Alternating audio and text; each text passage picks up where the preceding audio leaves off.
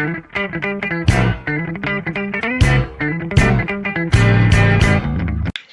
semuanya, perkenalkan nama saya Kadisrana Putri dari Sistem Informasi dengan NRP 5026241164. Di sini saya akan menjelaskan materi dan kita akan belajar bersama materi terkait locating log file yang dibagi menjadi 3. Yang pertama adalah log file interview, lalu kedua adalah melokasikan sebuah log file di sistem yang tidak diketahui, lalu kita akan memonitori sebuah log file itu secara langsung.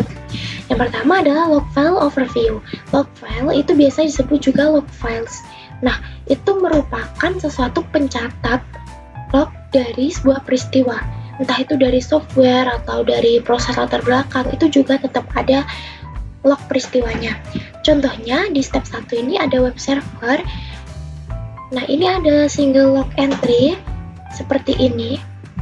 Nah, dari single log entry ini ada beberapa informasi yang dapat diketahui seperti web transaksi, klien IP address, waktu, dan juga detail sehingga dibagi menjadi 5. Setelah itu, kita akan mendeskripsikan apa yang sedang terjadi. Deskripsinya seperti ini. Pada hari Rabu, Maret, ada seorang klien dengan IP address ini ingin mencari file. Namanya ini. Si Apache question echo, cuman dia tidak menemukan file tersebut atau not found, makanya core-nya ini error. Seperti itu. Lalu ini ada yang kedua, di mana ada sebuah log peristiwa juga. Ini ada pertanyaan, apakah hasilnya itu adalah web transaksi? Jelaskan apa perbedaannya formatnya dari single entry yang A. Nah, setelah kita lihat, ini kan juga web event ya, atau web peristiwa. Ini tuh benar web event. Walaupun ini memiliki urutan yang berbeda, tapi ini tetap mendapatkan pesan seperti IP address dan HTTP. Hal ini menunjukkan bahwa ini itu juga web server log file. Seperti itu. Oke, lanjut ke step yang kedua, yaitu ini ada contoh dari operating system log file.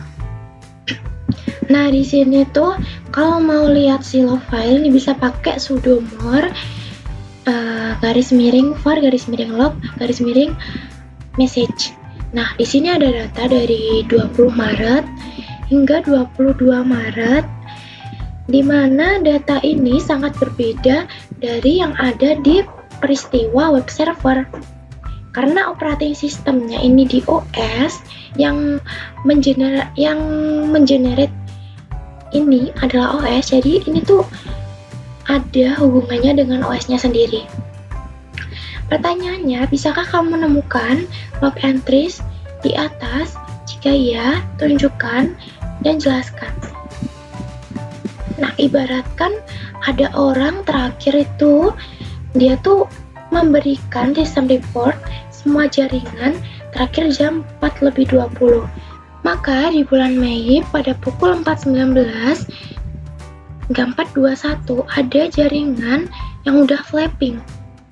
Maka log entries akan mengkonfirmasi adanya pengguna. Seperti itu. Lalu ini ada part 2 lagi, melokasikan log file di sistem yang tidak diketahui. Di sini kita akan melakukan praktek dengan si VMware ini. Nanti kita juga akan melakukannya di terminal. Kita akan gedekan sedikit aja, nggak seperti ini, lalu kita baca ini terlebih dahulu. Nah, di part 2 ini, karena si NGIS ini udah diinstal, ini merupakan web server yang ringan ya. Ini akan membantu kita untuk menunjukkan di mana log file tersebut. Nah, si NGIS ini udah diinstal di VMware dengan settingan si default atau settingan awal. Dengan settingan awal, untuk konfigurasi global file itu berada di sini. etc titik konfigurasi. Jika akses lognya itu akan berada di var log ngig yang akses.log. Oke, kita akan coba aja dari main ngig pertama ini. copy, kita masuk ke sini, kita paste. Nah, ini akan menunjukkan NGIS-nya di dalamnya. Namanya BSD System Manager Manual. Oke, lanjut. Setelah ini tuh ada debugging log, ya seperti yang udah ada di VMware ini. Ada debugging lognya juga. Ini. Kita lanjut. Kita akan melihat NGIS operating files. Di bawah file section ini ada file search-nya. Kita search ke bawah. Nah, ini. Ya, di sini. Oke, kita akan lanjut. Before looking for NGIS files, gunakan ps dan grep perintah untuk memastikan NGIS ini berjalan di VM. Kita akan gunakan ini, komen ini masuk ke dalam si VMware.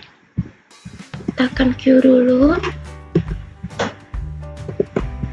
kita paste.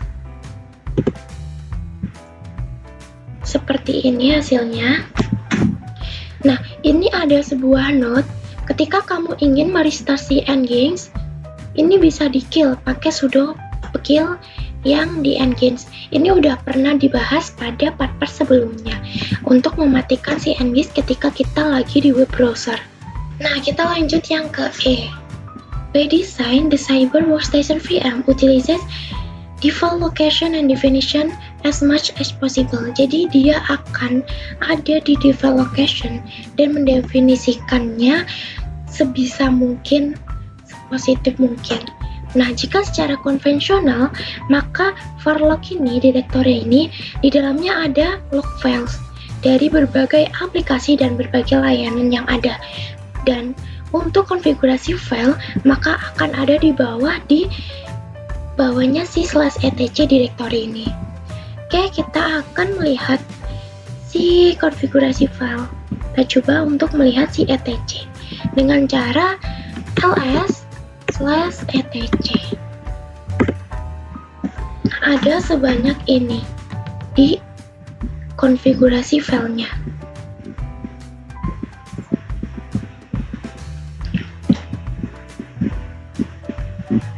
Oke, untuk ke F, setelah kita tahu bahwa NGIS folder itu di bawah /etc, kita bisa pencet ls lagi buat menemukan sebuah number of files termasuk dari NGIS configuration. Kita akan melihat ada nggak sih NGIS configuration itu ketika kita bikin command prompt seperti ini.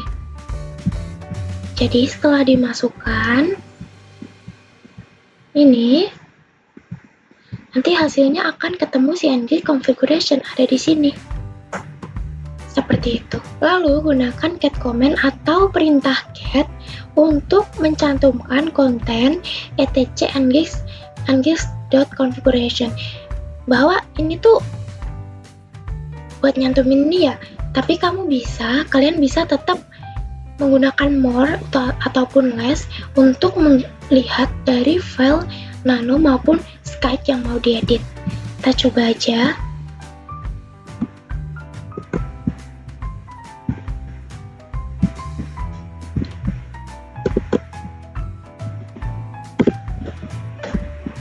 Nah, ketika kita run, hasilnya akan seperti ini. Ini include etc ngis module enabled .configuration. Oke, lanjut ke H. Dari hal tersebut bisa dilihat bahwa itu merupakan tempat file konfigurasi si NGIS ini. Karena ini nggak ada dimension gitu loh. Tempatnya si NGIS ini di mana.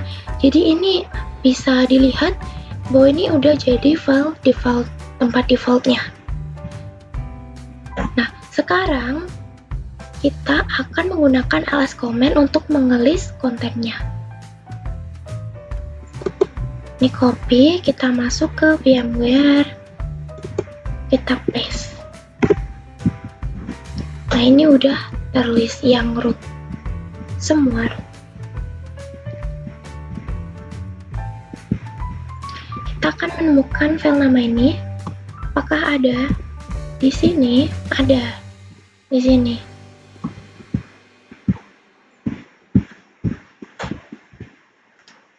Oke, lanjut. Setelah kita lihat di sini dan di sini, ini kan ada kan di sini di terminal. Ketika kita udah nge-list atau ls -l farlog ada di sini. Ini tuh mencantumkan bahwa di farlog ini itu punya subdirectory atau direktori lagi namanya nginx. Dengan menggunakan, kita akan menggunakan si ls ini untuk mengelis contents dengan cara kita akan menambahi farlog tadi dengan /nix. Seperti itu. Nah, jangan lupa, karena si nix ini adalah sebuah user HTTP, maka kita harus menggunakan sudo. Rootnya harus menggunakan sudo. Karena pada dasarnya nix itu kan hanya menerima protokol berbentuk HTTP. Enter passwordnya CyberOps. Di dalamnya ini ada banyak error. Nah, bisa dilihat di sini ya. Di sini tuh ada yang access log juga.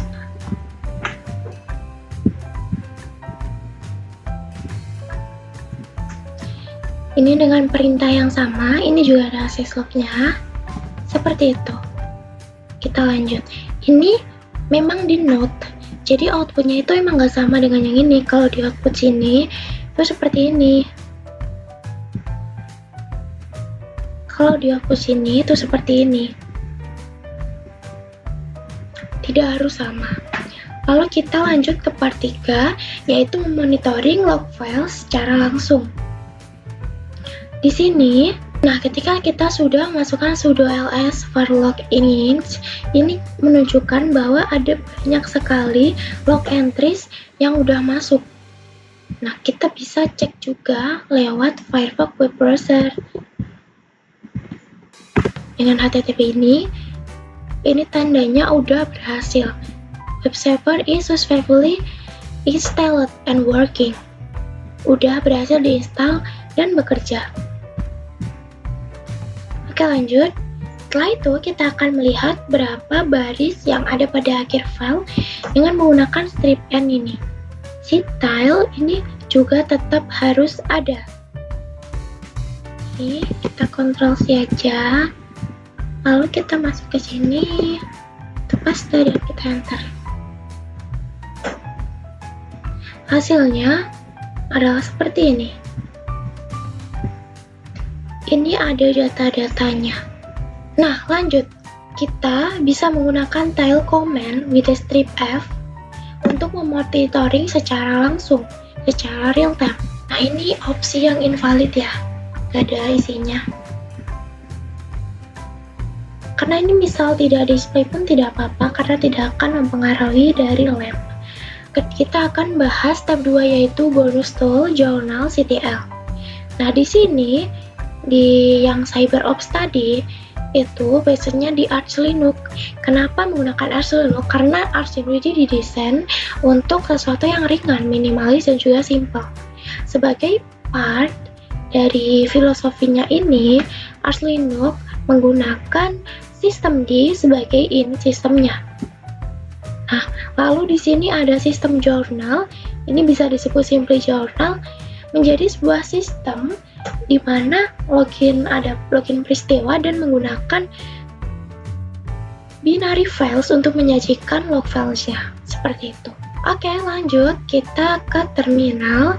Ini kita harus, ketika kita mau menjalankan si journal CTL, kita harus ngetik journal CTL terlebih dahulu dan dimasukkan ke terminal.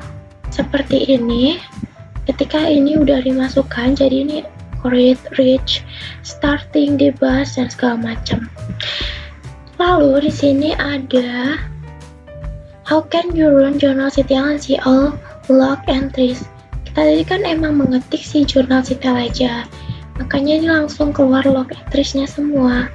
Oke, di jurnal CTL tadi itu menginclude suatu option untuk memfilter. Kita akan menggunakan B untuk melihat display boot yang relate dengan log entries-nya.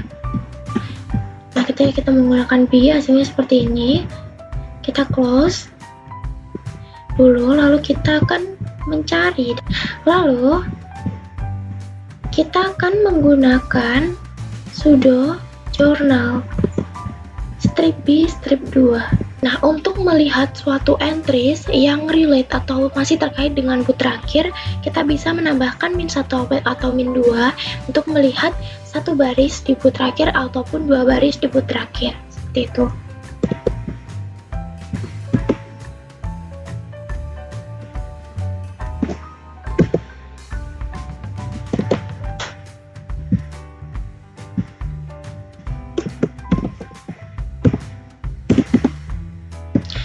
Ketika kita input strip B, lalu kita strip B, strip 2, ini ada inputan terakhir, 2 inputan terakhir si boots-nya.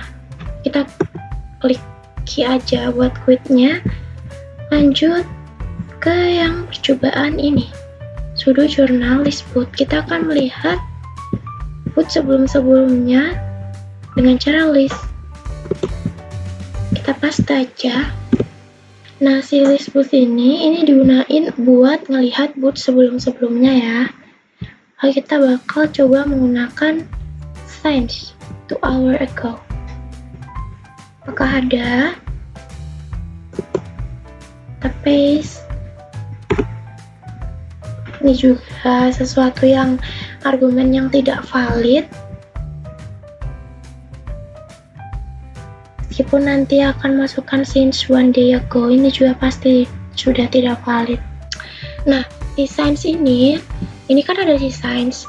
Since ini digunakan untuk memberikan waktu terakhir kali log entries seperti hour ago, berarti ada 1 jam sebelumnya, lalu 2 jam sebelumnya, dan seterusnya.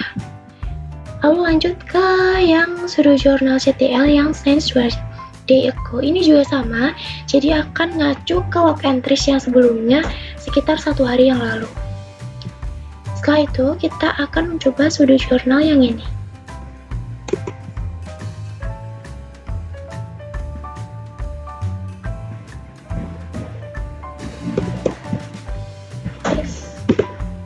Jadi si journal CTL ini juga bisa menampilkan log entries yang secara spesifik. Jadi ada spesifik service dengan cara menambahkan option step O.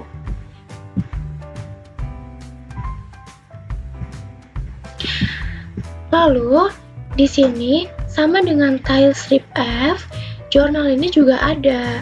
Di sini strip F ini digunakan untuk menginstruksikan journal agar melakukan atau mengikuti suatu spesifik log. Jadi lognya itu dispesifikkan dengan strip F ini, maka jurnal akan mengikuti perintahnya. Seperti itu.